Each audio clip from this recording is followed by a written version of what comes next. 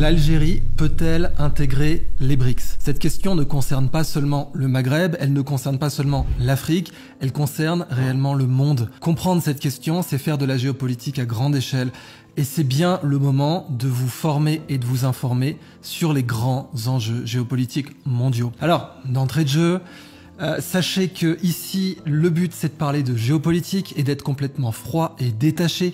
Donc si vous voulez que je dise 1, 2, 3, viva l'Algérie, en fait vous allez être très déçus. L'objectif vraiment c'est d'analyser la situation, qui est une situation d'opportunité à l'échelle mondiale, pas seulement à l'échelle du Maghreb, de l'Algérie et des relations si compliquées entre l'Algérie et le Maroc. Avant de commencer, il faut comprendre vraiment et accepter qu'on est dans la guerre froide 2.0. C'est une grille d'analyse, une grille de lecture qui n'est pas enseignée dans les livres d'histoire, mais au XXIe siècle, la formation initiale, l'éducation faite à l'école n'est plus du tout apte à vous préparer à la compréhension du monde. On le voit bien aujourd'hui, elle vous prépare bien davantage à la soumission au narratif dominant, au récit du pouvoir, mais certainement pas à votre capacité à analyser le monde tel qu'il est, et surtout à votre autonomie critique. Or évidemment, c'est le but de cette chaîne, former et informer encore une fois. Alors, pourquoi cette grille d'analyse de la guerre froide 2.0 est aussi importante? Parce que l'Algérie est née pendant la guerre froide, en tant que nation, munie d'un drapeau, munie d'un hymne national, munie d'une souveraineté. Elle est née pendant la guerre froide. Nominalement comme pays non aligné, mais bon, réellement un pays dont toutes les armes viennent de la Russie et un pays qui était extrêmement proche de la Russie. Vous aviez délicé Frantz Fanon en Algérie, vous aviez Ouari Boumedienne qui était très proche, bien entendu, de Moscou, et ça c'est dans l'identité géopolitique algérienne. C'est d'ailleurs la raison principale, si ce n'est la seule, du conflit entre l'Algérie et le Maroc, dans le sens où le Maroc, lui, a une identité nationale qui le prédispose à être bien plus proche des États-Unis et de la France. D'ailleurs, c'était le conseil que le roi Hassan II avait donné à Mohamed VI, à savoir ne t'éloigne jamais trop de la France et des États-Unis. Ça se comprend totalement quand on connaît la géopolitique marocaine comparée à la géopolitique algérienne. Alors évidemment, dans ce contexte-là, de guerre froide 1.0, l'Algérie est née officiellement en 1962, c'était la crise des missiles de Cuba, la même année, vous aviez la crise des missiles de Cuba. Les États-Unis étaient particulièrement embarrassés de la naissance d'un État algérien indépendant, parce qu'il était évident, avec le logiciel politique du FLN, que cet État allait devenir pro-marxiste, socialiste disons, pour le modérer un peu, et en tout cas davantage aligné sur Moscou qu'aligné sur les intérêts de Washington, et ça a complètement prédisposé la géopolitique algérienne jusqu'à aujourd'hui. Maintenant on est dans une guerre froide 2.0. C'est-à-dire que on a les mêmes enjeux que la guerre froide 1.0, mais ils sont plus culturels. C'est plus le capitalisme contre le marxisme, c'est bien davantage l'unipolarisme versus le multipolarisme, avec comme leader de ce multipolarisme la Chine et la Russie, et seulement après l'Inde pour des raisons encore différentes. La Chine en a marre évidemment de l'unipolarisme américain, la Russie encore plus. Vladimir Poutine a considéré que l'effondrement de l'URSS était la pire catastrophe géopolitique du XXe siècle, et donc ces deux entités, Moscou et Pékin, souhaitent vraiment chasser les États-Unis d'abord de l'Asie centrale, c'est pour ça qu'on a l'organisation de coopération de Shanghai, et ensuite de chasser les États-Unis des sphères d'influence où ils se sont déployés, en particulier donc après l'effondrement de l'Union soviétique en 91. Un point pour moi important, c'est justement la création de toutes ces organisations multilatérales. Avant la guerre de 14-18, en tout cas avant le traité de Versailles, eh bien on avait la politique des traités multilatéraux où les nations réglaient leurs problèmes entre elles, de façon donc multilatérale, mais sans avoir d'entité supranationale capable d'arbitrer les conflits. On avait les traités de Westphalie qui avaient commencé à organiser vraiment, à codifier en Europe les traités multilatéraux. On a eu le Congrès de Vienne, mais qui n'était qu'un rapport de force et qui en fait était une réplique des traités de Westphalie. Le Congrès de Vienne en 1815 était une réplique absolue des traités de Westphalie. Et puis, seulement à partir du XXe siècle, on a commencé à avoir des organisations supranationales qui avait comme objectif réellement de préparer une gouvernance mondiale. C'était parfaitement admis, notamment par Wilson. Et puis, il faut le savoir aussi à l'époque, déjà la famille Rockefeller, qui était extrêmement influente et qui envisageait des gouvernements mondiaux. Par exemple, après la Société des Nations, on a eu l'Organisation des Nations Unies, dont le bâtiment principal à New York a été construit sur un terrain donné par la famille Rockefeller. Et les Rockefeller voulaient que les Nations Unies soient en fait des États-Unis 2.0, soit un gouvernement mondial. Mais d'entrée de jeu, la guerre froide a interdit ça, parce que Moscou n'aurait jamais joué dans le projet d'un gouvernement mondial. Et il a fallu attendre l'effondrement de l'Union soviétique pour que les projets de gouvernance mondiale renaissent de façon assez systématique. On le voit dans les médias, on le voit avec le Forum économique mondial qui envisage une gouvernance mondiale de façon très claire, et on le voit avec des organisations issues du système des Nations Unies, je pense notamment à l'OMS, qui envisage une gouvernance mondiale et qui petit à petit morde sur la souveraineté des nations. L'OMS a été un prétexte parfait pour cela parce que la santé a été présentée très souvent comme supérieure à la sécurité et à la souveraineté, et donc au nom de la santé, on devait pouvoir éliminer la souveraineté de tous les pays qui l'auraient revendiquée. Et ben dans ce contexte, tout action entraînant une réaction, on a eu l'émergence de la volonté multipolaire des BRICS. Et les BRICS, au départ, c'est simplement une organisation qui a été lancée par Goldman Sachs. Alors, c'est pas lancé comme organisation, c'était simplement une liste de marchés prometteurs pour Goldman Sachs. Donc vous auriez pu parler du capitalisme ou, pour utiliser le vocabulaire marxiste-léniniste, d'impérialisme économique. Et Goldman Sachs, dans sa liste des nouvelles cibles pour son impérialisme économique, avait donné le Brésil, la Russie, l'Inde, la Chine et puis ensuite l'Afrique du Sud, qui étaient tous des pays qui avaient une croissance économique remarquable comparée à la croissance décevante de l'Union européenne et des États-Unis d'Amérique. Mais les BRICS ont pris conscience de leur puissance géopolitique. En particulier, on peut considérer que le début de la guerre froide 2.0, c'est en Syrie qu'il se joue, parce que vous avez tout un tas de pays arabes qui étaient anciennement d'ailleurs des pays socialistes, marxistes, socialistes, comme la Libye et bien sûr comme l'Irak, les pays baassistes. Et la Syrie était logiquement sur la liste parce qu'elle était un allié naturel de l'Irak et des doctrines baassistes, qui étaient des doctrines nommément laïques, et donc logiquement pendant la guerre froide pro-soviétique. La Libye a été détruite, a été complètement ravagée, aujourd'hui a des marchés aux esclaves, aujourd'hui est un pays complètement ruiné et détruit, avec bien sûr la guerre vendue comme un paquet de lessive par les médias dominants de l'époque, qui sont les mêmes aujourd'hui. Et puis l'Irak a été détruite avant, donc la Libye ensuite, et la Syrie a marqué un coup d'arrêt. La Syrie n'a pas pu être détruite par l'intervention de la Russie et par l'intervention diplomatique de la Chine. Double veto russo-chinois et fourniture de moyens militaires à la Syrie par la Russie, qui démontre à l'époque qu'elle est capable de protéger un chef d'État, comme du temps de la guerre froide.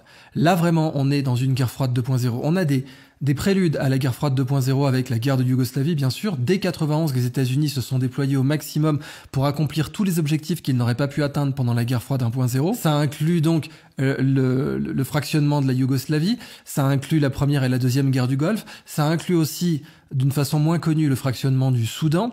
Le fractionnement du Soudan était un objectif absolu des États-Unis qu'ils n'auraient pas pu réaliser pendant la guerre froide 1.0, et puis d'autres tentatives de fractionnement qui ont échoué.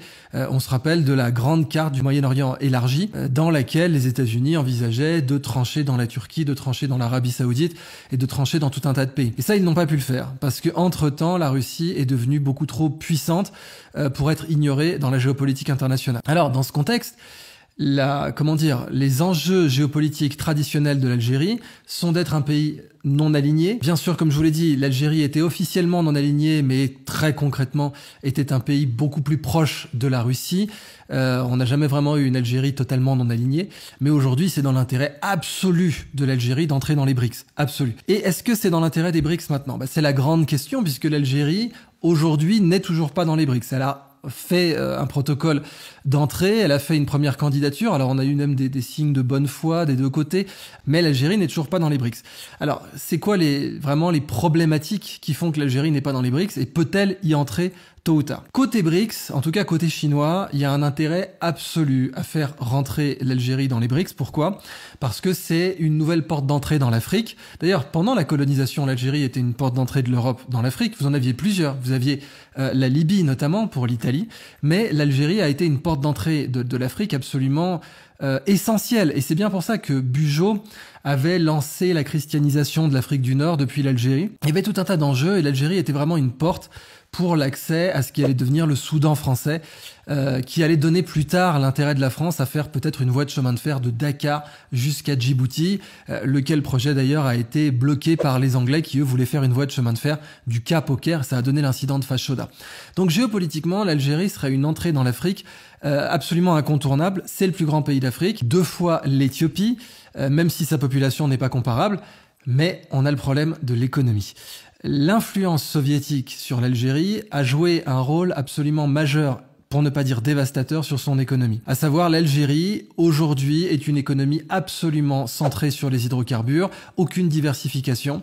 Et vous avez d'ailleurs des indices de complexité de produits à l'export. Et les produits les plus complexes exportés à grande échelle par l'Algérie, ce sont des médicaments ou de l'électroménager. C'est dans le même état qu'était la Turquie dans les années 60-70. Et donc l'Algérie pourrait être très tentée de suivre la voie de la Turquie pour diversifier son économie. Pour ne pas prononcer un mot qui fâcherait en Algérie, à savoir de suivre la voie du Maroc, qui lui a une économie extrêmement diversifiée et qui exporte notamment des voitures et des pièces d'aéronautique. Alors bien évidemment, l'enjeu de l'Algérie serait d'avoir une économie aussi diversifiée que le Maroc. Mais pour rester complètement détaché, on va dire à partir de maintenant une économie aussi diversifiée que la Turquie. D'autant que la Turquie est l'ancienne puissance coloniale en Algérie. Avant l'invasion et l'occupation française, l'Algérie, en tout cas l'Algérois, c'est-à-dire vraiment les wilayas du nord, puisque la Turquie et l'Empire ottoman ne contrôlaient pas le désert, étaient sous le contrôle donc des Ottomans, même si ce contrôle était extrêmement souple.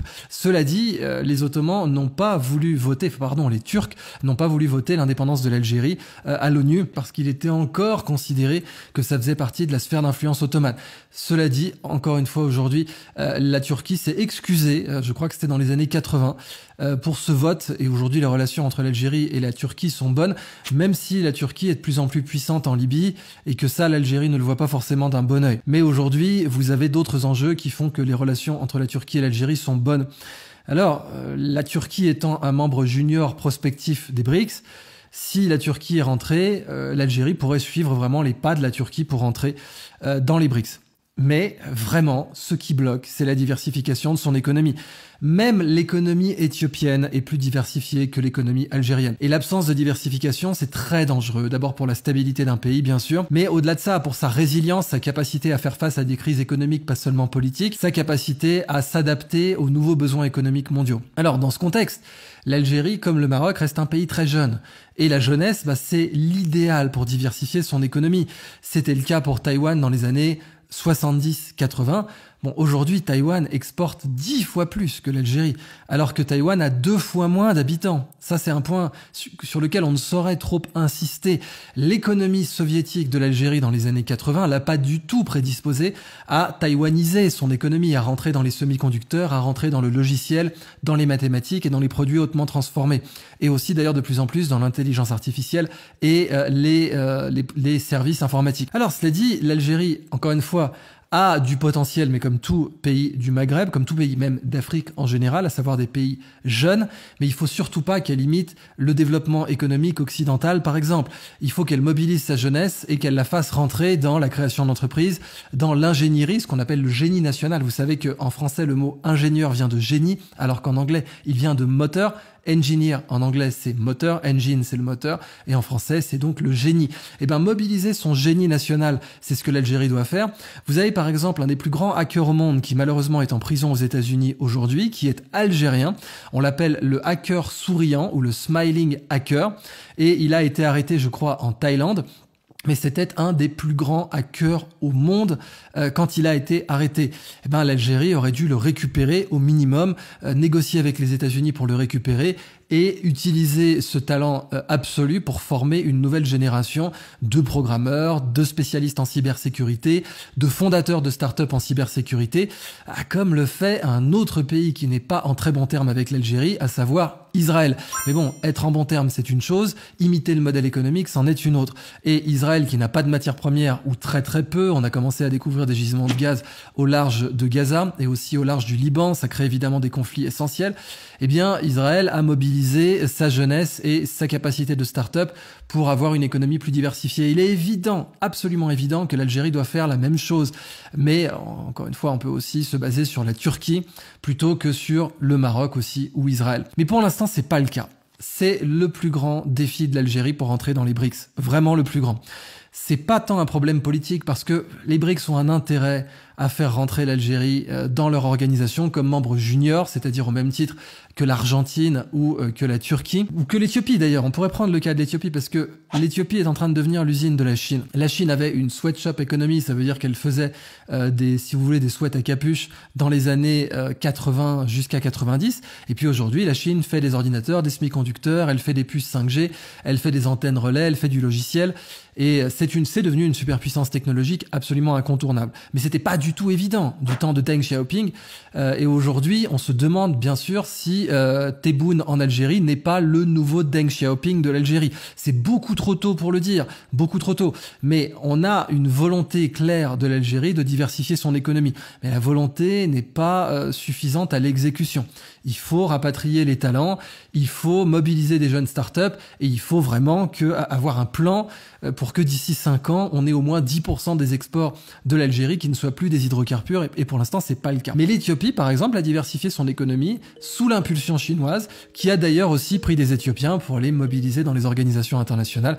On peut penser au très très controversé patron de l'OMS qui était membre d'une organisation terroriste avant, donc l'organisation du Tigré, qui était cataloguée comme organisation terroriste et qui aujourd'hui a été patron de l'OMS. Maintenant, pour l'impact de la Chine sur l'Algérie et son entrée dans les BRICS, elle est à modérer avec l'impact de la Russie. Aujourd'hui, la Russie joue un rôle absolument prépondérant dans le Sahel, est en train de jouer en fait un nouveau grand jeu. Vous savez qu'à la fin du 19e siècle, on appelait le grand jeu la rivalité entre la Russie et le Royaume-Uni en Asie centrale, notamment en Afghanistan. Et aujourd'hui, on a un nouveau grand jeu qui se joue dans le Sahel, notamment avec la reprise en main de Wagner. Alors Wagner, c'était très utile parce que ça permettait à la Russie d'avoir un peu de déni plausible, de dire c'est pas nous. Mais maintenant que Wagner a entièrement été repris en main par l'exécutif russe, il n'y a plus de déni plausible. Et ça va de pair avec la volonté de la Russie d'affirmer son déploiement au Sahel, qui pour l'instant est total par rapport au déploiement chinois. Alors on a un déploiement chinois dans la zone sahélienne qui n'est pas militaire, qui est économique. Les Chinois se déploient d'abord de cette façon, par leur diaspora, de façon très discrète. Ils infiltrent l'économie et ils jouent un rôle très important dans l'économie. Vous avez le cas du Vanuatu, qui est un exemple parfait de cela, où l'économie du Vanuatu, les anciennes Nouvelles Hébrides, est complètement contrôlée par la Chine aujourd'hui. Certains vous disent que Singapour va se retrouver dans le même cas d'ici une vingtaine d'années. C'est tout à fait possible. La diaspora chinoise est le premier levier d'influence bien avant d'envoyer l'armée, parce que de toute façon la Chine n'a pas du tout une expérience de projection de ses forces à l'international. Et quand je dis pas du tout, c'est depuis l'Antiquité en fait, c'est depuis l'âge de bronze. La Chine est restée isolationniste depuis qu'elle a décidé de brûler ses navires trésors au XVe siècle, et à partir de ce moment-là, la Chine n'a jamais eu de grande projection de force à l'international. Ces dernières grandes tentatives, c'était, si vous voulez, le Vietnam, et d'ailleurs ça a échoué. Donc la Chine prend ce qui fonctionne, à savoir sa diaspora économique, plutôt que son armée, ou plutôt que ses mercenaires ou anciens mercenaires, ex-mercenaires, comme c'est le cas donc pour Wagner avec la Russie. Donc la Russie aujourd'hui a des capacités de renseignement dans le Sahel qui sont colossales et essaie de les étendre. Elles partent du Mali aujourd'hui, mais la Russie adorerait les étendre en Algérie, comme elle est en train de les étendre très discrètement aussi en Libye. Et donc, dans ce contexte-là, l'Algérie pourrait faire monter les enchères entre la Russie, allié traditionnel, premier fournisseur d'armes de l'Algérie, et la Chine, qui elle serait là pour d'autres raisons. Mais là, l'Algérie pourrait être complètement comprimée, c'est-à-dire que la Chine n'aurait aucun problème à ce que l'Algérie soit une pompe à essence de plus. Aucun problème, faut être très clair. Si la Chine laisse rentrer l'Algérie dans les BRICS, c'est pas forcément pour l'avoir diversifié son économie. Alors bien sûr, la Chine gagnerait énormément d'argent à investir dans la diversification de l'économie algérienne, comme elle a gagné de l'argent à investir dans la diversification d'autres économies, comme par exemple l'Éthiopie ou la Turquie. Donc la Chine aurait cet intérêt-là. Mais bon, si l'Algérie s'avère incapable de le faire, la Chine continuera à la sponsoriser pour entrer dans les BRICS, avec l'idée que ce sera une pompe à hydrocarbures. Mais ça serait une catastrophe absolue pour l'Algérie. Une catastrophe totale, parce que ça serait une subordination et ça serait une incapacité de l'Algérie à jouer un rôle dans la géopolitique africaine au sens large, à savoir d'être peut-être l'Afrique du Sud de l'Afrique du Nord. Être l'Afrique du Sud de l'Afrique du Nord, c'est une position très disputée. Le plus grand prétendant initialement, c'était l'Égypte, parce qu'elle a une économie diversifiée aussi, et que c'est le centre culturel de l'Afrique du Nord, en tout cas dans le monde musulman et dans le monde arabe. C'est un centre culturel extrêmement important, qui en plus se trouve être proche de l'Arabie Saoudite, avec laquelle elle a de bonnes relations, et qui peut donc en conséquence avoir accès à des capitaux auxquels n'a pas forcément accès l'Algérie ou même le Maroc. Mais la situation aujourd'hui en Égypte, et notamment la capacité du monde militaire égyptien à nationaliser ou à confisquer de grandes entreprises dès qu'elles fonctionnent bien, a complètement décrédibilisé l'Égypte pour ce qui est du statut d'être l'Afrique du Sud de l'Afrique du Nord. Et donc aujourd'hui, de fait, le pays qui est l'Afrique du Sud de l'Afrique du Nord, c'est le Maroc pour l'instant. Alors on peut voir une compétition économique entre l'Algérie et le Maroc. J'appelle cette compétition économique de bonne aloi de mes voeux plutôt qu'une compétition militaire que je trouverais absolument stupide parce que quand vous faites de la géopolitique du monde arabe, vous observez qu'il n'y a rien de plus facile que de monter un arabe contre un autre arabe, et c'est totalement ridicule. Ça fait passer le monde arabe pour un idiot depuis un certain nombre d'années. Et puis en ce qui me concerne, j'ai toujours été contre toute balkanisation de l'Afrique. Qu'est-ce qu'on appelle la balkanisation? C'est la division d'un espace géographique en plein de petits pays pour l'empêcher d'être puissant. Ça avait commencé avec l'effondrement de l'Empire austro-hongrois, et puis ça a continué avec la Yougoslavie et son démantèlement en État-nation ethnique, qui est une stratégie que les États-Unis aiment beaucoup appliquer par ailleurs, découper plein d'États-nations ethniques. Mais alors ils aiment bien l'appliquer cette stratégie, sauf pour l'Ukraine, évidemment, découper l'Ukraine en une partie russe et une partie ukrainophone, ça c'est quelque chose que les États-Unis n'avaient pas totalement envisagé. Mais dans d'autres aires géographiques, ils l'envisagent bien volontiers. Ils l'ont fait pour le Soudan, avec les résultats que l'on sait. Et je considère que l'Afrique est suffisamment divisée comme ça. Si vous me demandez d'ailleurs mon avis, je pense que des États comme la Gambie n'ont aucune raison d'exister à part leur passé colonial.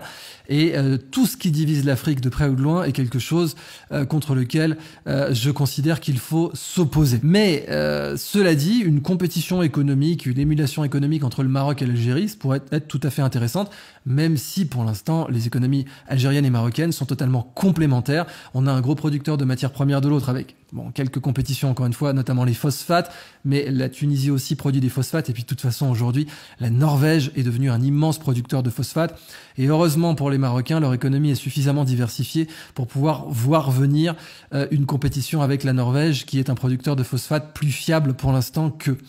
Mais une Algérie dans les BRICS, forcément attiserait les conflits avec le Maroc, parce que les alliés historiques du Maroc sont les États-Unis et la France. Cependant, on aurait des voies diplomatiques, je vous parle à l'horizon de 10 ans, qui pourraient apaiser la situation.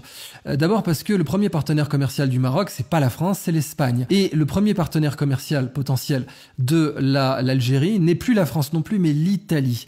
Et dans une répartition comme ça des deux points d'entrée vers l'Union européenne pour l'exportation de matières premières, à savoir l'Espagne et l'Italie, on aurait un duo. Alors je vais prononcer un truc qui est complètement l'anathème, qui est l'hérésie absolue. Je vais vous parler d'un duo algéro-marocain. Imaginez ça. Bon, c'est complètement inenvisageable aujourd'hui, complètement, mais vous parlez d'un duo franco-allemand dans l'Union européenne aujourd'hui, même si là aussi l'Allemagne est en train de tailler des croupières à la France, mais c'est davantage parce que la France est faible que parce que il ne pouvait pas y avoir de duo franco-allemand, même si je suis bien plus pour un duo franco-russe en matière d'intérêt géopolitique bien senti, parce qu'il se trouve que contrôler l'Allemagne en ayant une alliance Paris-Moscou a toujours été dans l'histoire de France plus intelligent que d'avoir une alliance Paris-Berlin contre Moscou. Mais bon, il peut y avoir des duos économiques entre puissances économiques opposées, voire même militairement en conflit.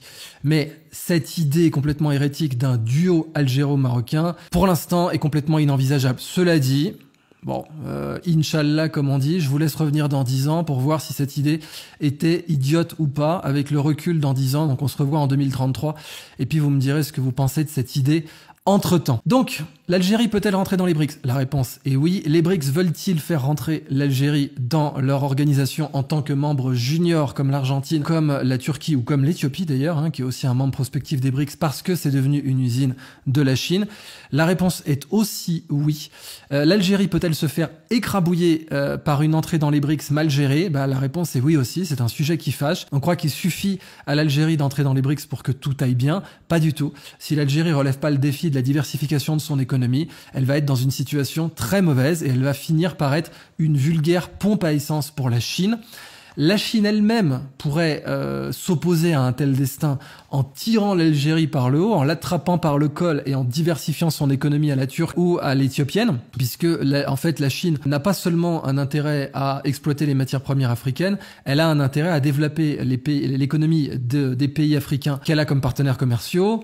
Cependant, ce n'est jamais gratuit d'une part, et d'autre part, ça implique toujours une subordination économique. Case in point, l'Éthiopie est complètement subordonnée à la Chine aujourd'hui. Alors, je vous parle même pas du Sri Lanka, là on se fâcherait. Mais cela dit, on peut conclure là-dessus. Le Sri Lanka est le pire scénario qui peut arriver à un subordonné, un membre junior d'une alliance économique avec la Chine. C'est la pire chose qui puisse arriver. Et ben, en conclusion, si l'Algérie ne diversifie pas son économie, si elle ne mobilise pas son génie national et sa jeunesse, si elle n'accepte pas de regarder des cas qui ont fonctionné, comme des cas qui fâchent, soyons très clairs, et qu'il faut regarder en face, comme le Maroc, comme la Turquie, ou même qui fâche encore plus, comme Israël. Et pourtant, la pyramide des âges algérienne est bien plus favorable à une économie à l'israélienne que la pyramide des âges israélienne qui est déjà dans une situation de vieillissement. Eh bien, si l'Algérie n'accepte pas de regarder en face l'effort d'intelligence, d'économie de la connaissance qu'elle doit faire pour pouvoir diversifier son économie, elle peut se retrouver dans une situation à la sri-lankaise.